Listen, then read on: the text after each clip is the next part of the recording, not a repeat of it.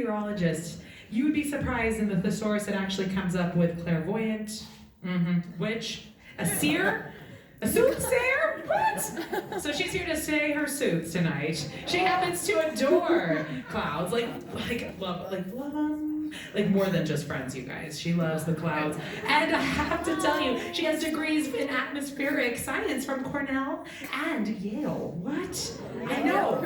She's got a big old sexy brain and she loves the weather. She loves it. She loves you. And she's coming out tonight to give you a little taste of her casual scientist lifestyle. That is part-time scientist, full-time fabulosity. Are you ready for this lovely lady? Let's bring out Miss Liz Cohen.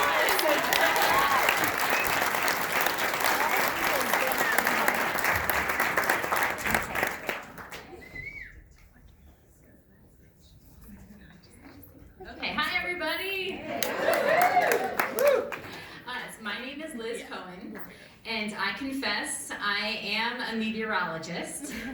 I'm going to give you 6 reasons why I often do not confess to people that I am a meteorologist. So the first one is that I don't have the heart to tell people that I don't study meteors. I like to joke those people are called space rocketologists, but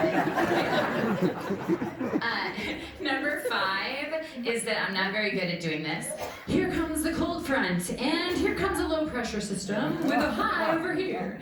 Never got that pointing thing down very well, so. All right, number 4, Trump thinks he's a meteorologist because he can edit hurricane maps with Sharpies.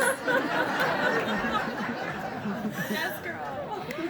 Number 3 is that someone will say, how can you keep your job and be wrong 15% of the time? And then I say, well, we're actually wrong 19.56789% of the time, so you're wrong.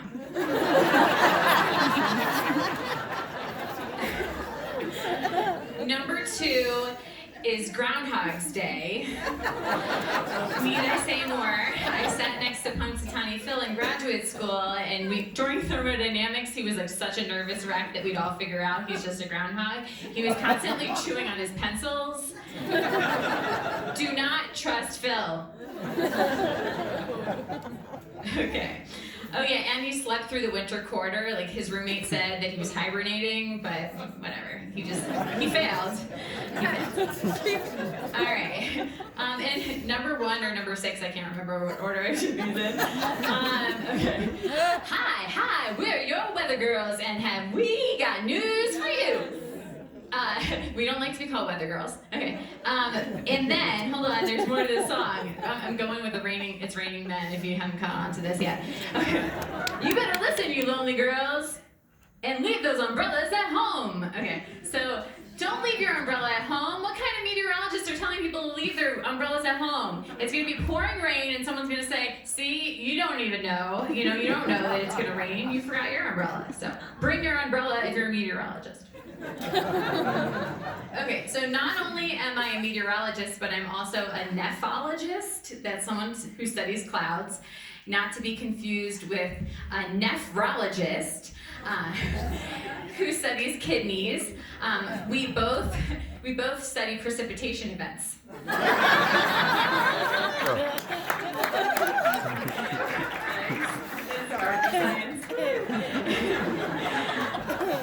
My favorite thing to do as a nephologist is to fly and to look at clouds out of the airplane window.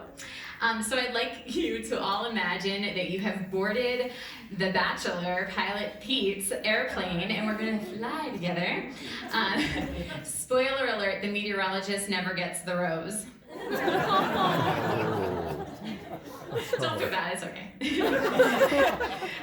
So let's imagine we're flying. The best time to fly is usually in the morning. There's calm weather. The atmosphere is very stable in the morning. It is very hard to penetrate, much like a Capri Sun with one of those disposable straws. Flying in the afternoon is much more exciting, really because of the clouds. So I'm going to tell you all about these clouds. So let's pretend that you're sitting in the plane and you're looking out the window and you see nimbostratus clouds. These are rainy clouds. You're going to think to yourself, may I have a rain check on this flight? Stratus clouds suck. They suck. I mean, they're usually part of a low pressure system, so they do suck. These clouds are why people say under the weather.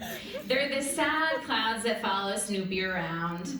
Stratus are the Debbie Downer clouds. So I don't like them, if you can tell. Once your plane breaks through this stratus layer, then you reach the cumulus clouds, which are my favorite. I do like Go.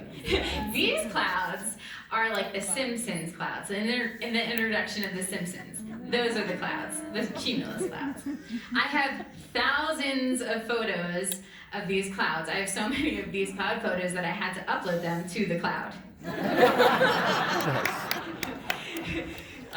You can see them at weatheroutreach.org as well. Yeah. Did you know that there are clouds that look like boobs? They're called mammatus clouds. I think this led to the expression floating on cloud 9. Speaking of cloud 9, what did 1 through 8 do that was so wrong? There is actually a a weather phenomenon called a haboob. And so, really on cloud 9. A haboob is a violent wind that often happens in the Sahara, and it will pick up a lot of dust. Just so there's a tidbit of information for you to bring home. All right, back to cumulus clouds. All right, so cumulus clouds have very distinctive edges. So if you see them, they're really puffy. It's because they have teeny tiny little water droplets that are below freezing in them. And when they're in the cloud, they condense. They condense on things called condensation nuclei. And you may be wondering, what are condensation nuclei? The answer, my friend, is blowing in the wind. It is. It's dust and smoke and soot. They want those super cool water droplets stick onto those condensation nuclei and create a cloud. Beautiful. Okay. All right, I'm on number 4. Let me find it. Yeah. Am I wrong? I'm not. Okay, so I'm not wrong. sorry, hang in there, folks. Okay. Oh yeah, this is a good one. Cumulus. I love doing this. You can't tell. Cumulus clouds create crepuscular rays. Okay, crepuscular rays look like if there's a higher power and it's sending messages to you down below. My sister calls them Jesus rays. We are Jewish. It's true. I told her that this doesn't make any sense. Alright, so it's really pretty. If you are in an airplane and you look down from an airplane at a cumulus cloud, you can often see a ringed rainbow. Inside that rainbow is called a glory. So the window hole that you look through is called the glory hole.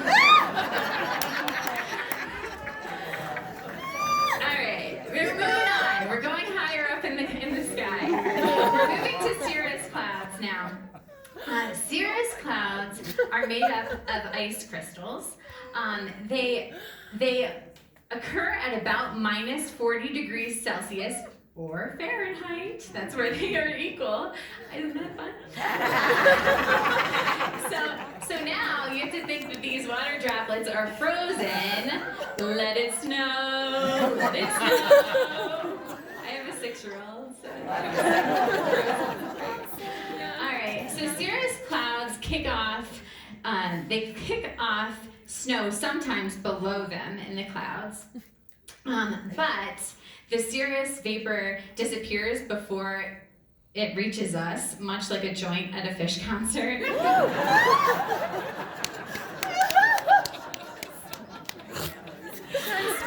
The ice crystals inside cirrus clouds are bullet rosettes. They're called cat's columns, plates.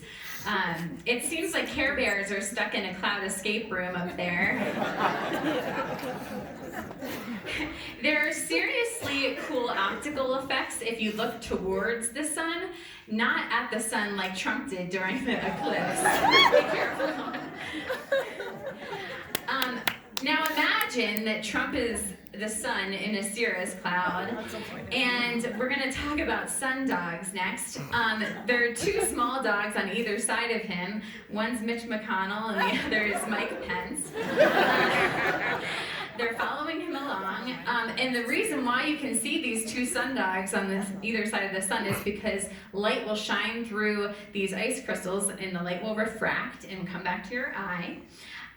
Another really cool effect that happens in cirrus clouds is iridescence, and that looks like smeary rainbows inside of the cirrus clouds. So Mike Pence and rainbows don't usually go together, but in cirrus clouds they do. Okay, so I couldn't end this without giving you my forecast for tomorrow. So it's going to be 55 in Boulder, and 55 in Westminster, and 55 in Boulder, and 55 in the mountains. Thank you all very much. That